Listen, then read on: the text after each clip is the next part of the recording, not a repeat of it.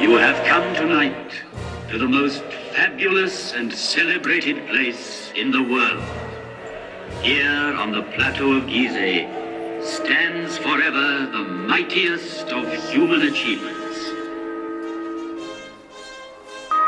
And the voice of the desert has crossed the centuries. Hello, I am Tudor, and I start my account of this new adventure and immersion into history by the side of the grounded Concorde in Paris, precisely in order to contrast the fragility of the modern achievements to what you have just seen. Accompanying in my trip is my brother Hoya, who can be distinguished from me by his white cap, as opposed to my hat, which is camouflaged. We flew over the snow-capped Alps. We made a stopover in Athens where we tasted coffee boiled on hot sand, and we arrived in Egypt by night. The country was flooded with lights, a sign that there was plenty of electricity coming from the Lake Nasser and dam at Aswan.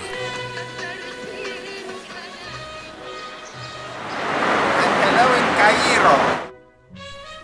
Cairo is located in the middle of Egypt on River Nile, and we are heading towards the island in order to climb into the tower built by the Russians.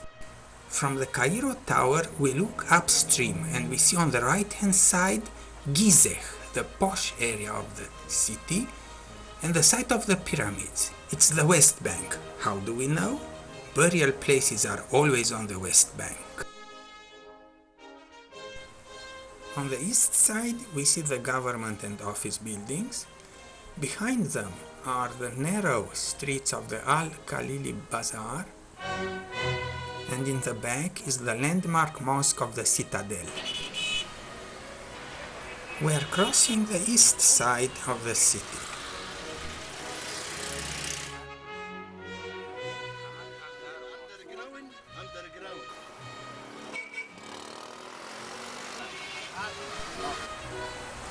Mosque after mosque, until we arrive at the base of the citadel, where there is a full city of old tombs, which are now inhabited by the poor. We climb the Cairo citadel, built by the great Arab hero Saladin in the time of the Crusades. He conquered all the Arab lands from Asia and Egypt and chased away the Crusaders from Jerusalem in the time of Richard the Lion-Hearted. The stone from the citadel was robbed from the Great Pyramids. The alabaster mosque, built in 1824, celebrates the great reformer Muhammad Ali. He broke away from the Ottomans, but after him the country fell under the British. Can you see the clock? It is a gift from Louis-Philippe of France in exchange for the obelisk from Luxor, which is now in Place de la Concorde. The clock never worked. By the way, there is a third hero beloved by the Egyptians, not related to the citadel, President Nasser, who nationalized the Suez Canal and built the Aswan Dam. And this completes our overview of Arab Cairo, a city of 17 million people, and we prepare ourselves to plunge into antiquity.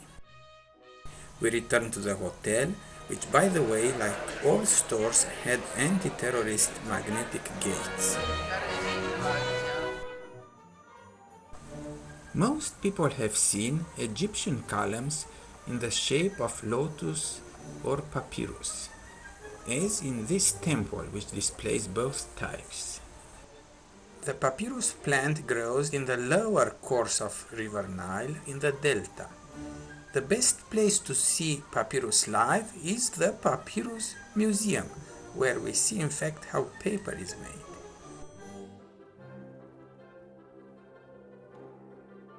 So this is the papyrus flower and the way it is reproduced in the column capitals and in the red crown of Lower Egypt. And these are the lotus-shaped crown of Upper Egypt and the lotus-shaped column. And this is the double crown worn when the pharaoh wanted to emphasize the United Egypt. The United Egypt was created around 3000 BC, and its history can be split into 3 stages of 1,000 years each. In the first stage, the capital was near Cairo, at Memphis. It's the age of the pyramids. The second stage had the capital down, at Thebes, near Luxor and the Valley of the Kings. And the last 1,000 years, the capital was in the Nile Delta, mostly at Alexandria. During this span of time, the rather sophisticated society was ruled by over 30 dynasties, 100 years each. And so we start our journey in the Lower Egypt, in Saqqara, the famous site of the first pyramid built in the 3rd dynasty, the Step Pyramid of Djoser. The ensemble is walled and monumental. The great architect Imhotep, who used for the first time carved stone to make tombs, imitated all details of a wood house, the pillars normally made of wood, the roof of logs, hinges of the doors, and so on. Under the stadium there is a huge underground palace, which unfortunately was closed. We are visiting the pyramid of Titi from the 6th dynasty. But the greatest surprise came from the tomb of Titi's minister, Mereruka.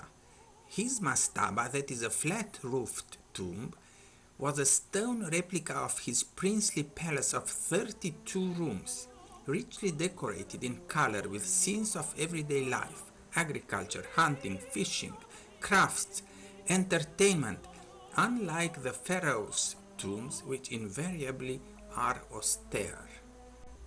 1,300 years later, although no longer the capital, the area was still in attention.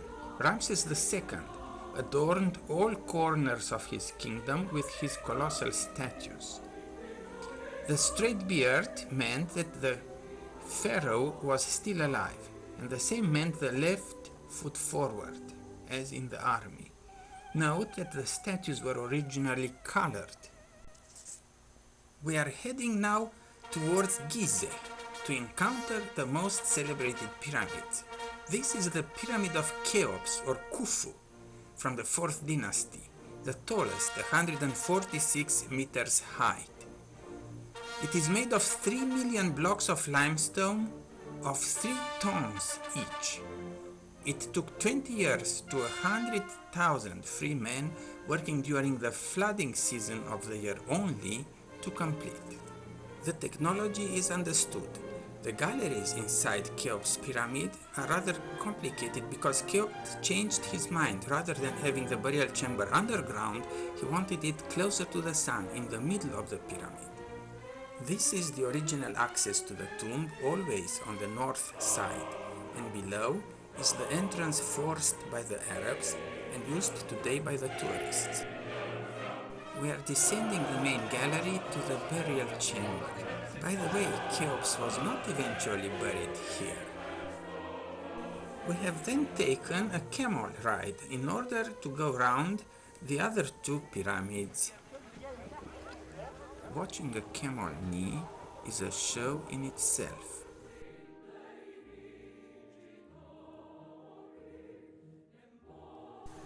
The second pyramid is that of Khafre, or Khefre, the son of Cheops. This pyramid displays on its top the perfection of the original smooth face.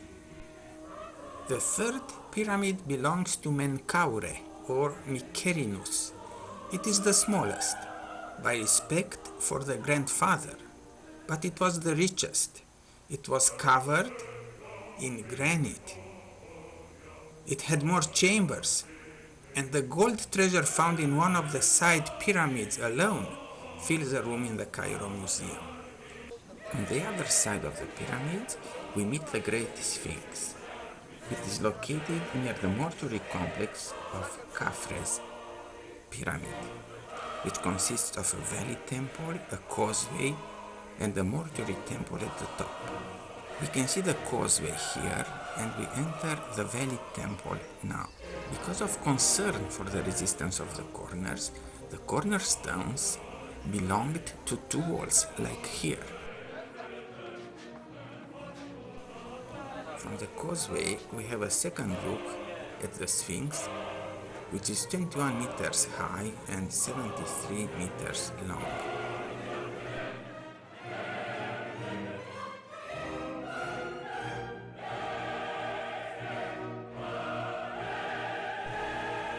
It has the face of King Khafre, and it was carved in one rock, thus using it as it happened to stand there.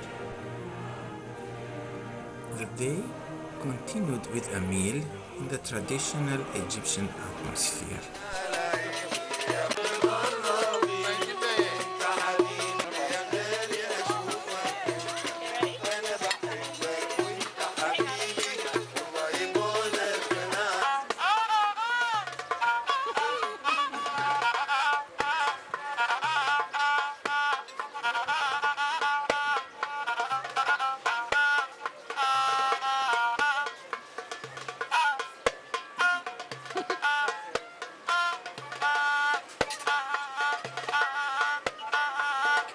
In the evening, we board the sleeping train, which runs along the Nile and fertile fields, and in the morning we arrive in the large city of Aswan, where we are accommodated in a nice motel on the banks of River Nile.